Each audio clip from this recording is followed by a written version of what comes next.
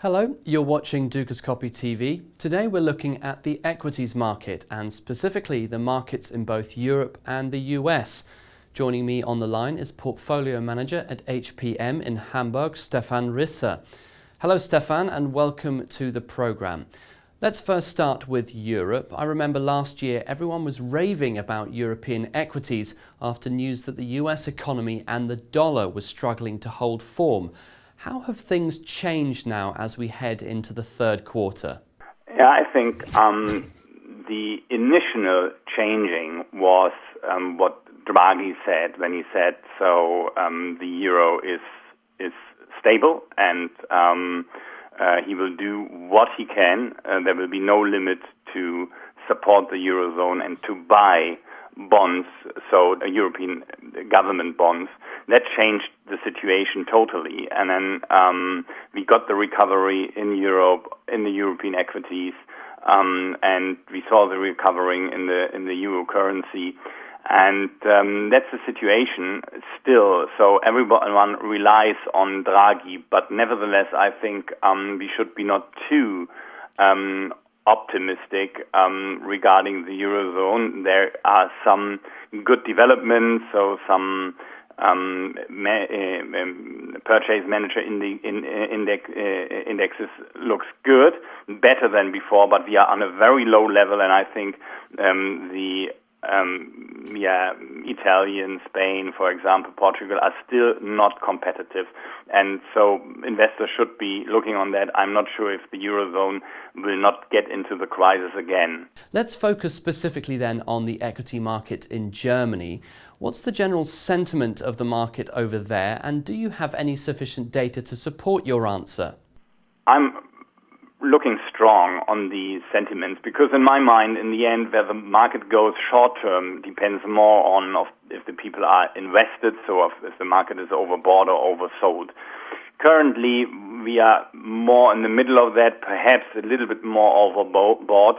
For example, when we got disappointment regarding profits of Salzgitter, for example, Munich Rück, for example, BHSF, for example, then the quotes came down very fast, so the stocks lose a lot of ground, and that shows there's a lot of speculation and a lot of potential of disappointment.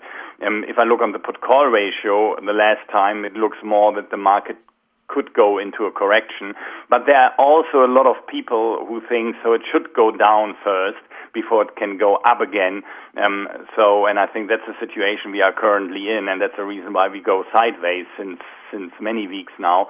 In my mind, we should go down again, nearly below 8,000. There's a gap open in the DAX at 7,973 in the DAX future, and I think this will be closed first, and then perhaps after the difficult months in autumn, we can go up again. Okay, the US equity markets have seen pretty decent highs this year, both on the Dow and S&P 500 indexes.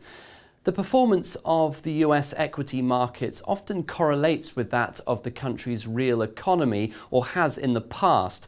Could you speculate on where the market will head next in the short term? In the short term, I think a bear market is not on the agenda, because as long as the Federal Reserve gives money into the market and buy bonds, I think the market is relatively good supported with liquidity. If you speak about the real economy and the stock market as a sign of it or as a mirror of it, I think this is not the case anymore since the financial crisis starting in 2008, because the politic of the central banks is very important. So the stock market in the US, so Wall Street, is not really cheap anymore, especially because we now have higher interest rates on the long term. It's 1 percentage point higher than before. So I would not invest there anymore so much, because the potential upside is limited in my mind. But as long as the Fed is printing money, I think we will not get into a bear market. Finally, Mr. Risse, has the relationship between US and European stock markets changed much since the latest financial crisis started in 2008? Yes, indeed, because with the crisis. So since the financial crisis, I think that was not the point. But with the start of the crisis of the Eurozone, then the European stock market was a big underperformer in comparison to Wall Street. And that has had reasons into the periphery countries of the Eurozone.